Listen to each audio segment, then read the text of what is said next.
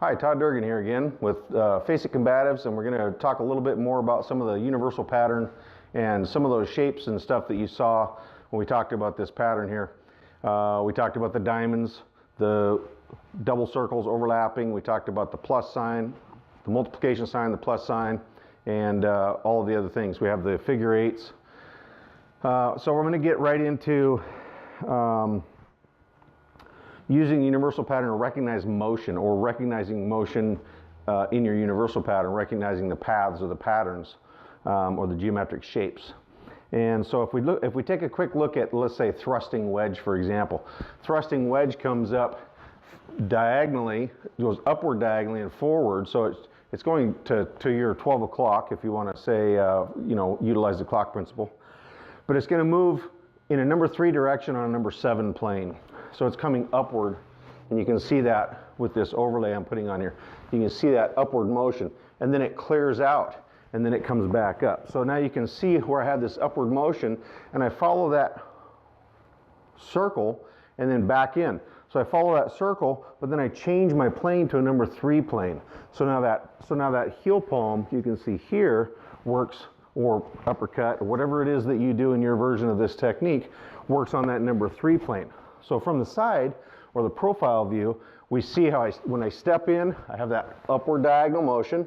So I'm moving in a number 3 direction, or 12 o'clock, okay, on a number 7 plane, upward diagonally, coming underneath the arms. I clear, okay, that clear works on that number 7 plane because I want to bring that down, around, and then it transitions into this number 3 plane.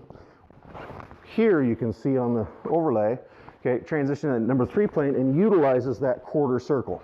Okay, now that's all the farther I'm going to go for this technique, for that explanation, because I just wanted to show how that works. Now if we talk about, let's look at a different technique, and let's stay with the number 7 plane. So if we look at hooking wings, for example, hooking wings, I step back traditionally, I'll do the traditional version, I step back, kick, strike, okay, from the front, I step back, kick, strike.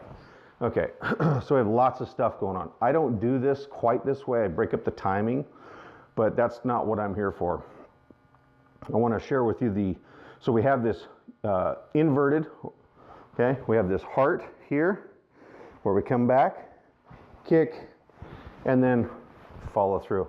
So we transition again, we're coming down, this is a number 7 plane, we should be coming downward diagonally because this offers a greater cancellation of our opponent's momentum and height, okay?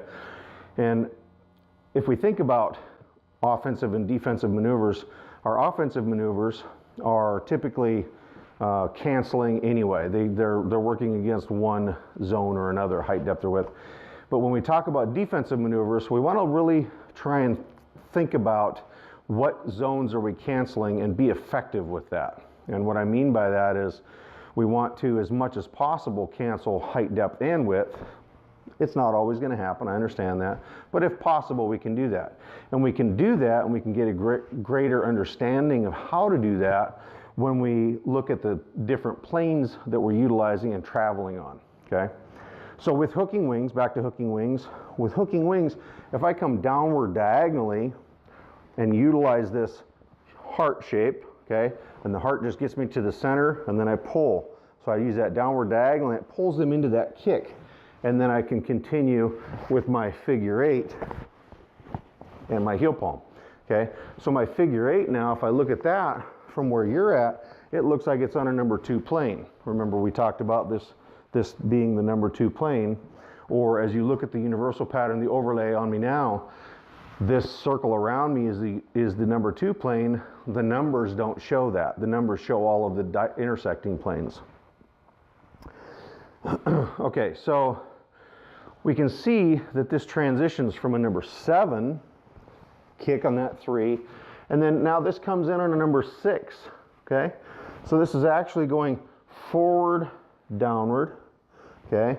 And if you look at that number 6 plane, okay, you can see that quarter circle. I'm going to show you on the number 9 plane here. You can see that quarter circle. So we're utilizing now that figure 8 on those 2 planes. And then we just simply reverse the motion or we can continue the circle and reverse the motion. Okay, so that's a brief introduction to some of the 2 or 3 of the different shapes and translations from the universal pattern to our motion or our action in Kempo. I hope you enjoyed this short video. Please feel free to comment, question on the bottom, and I will get back to you.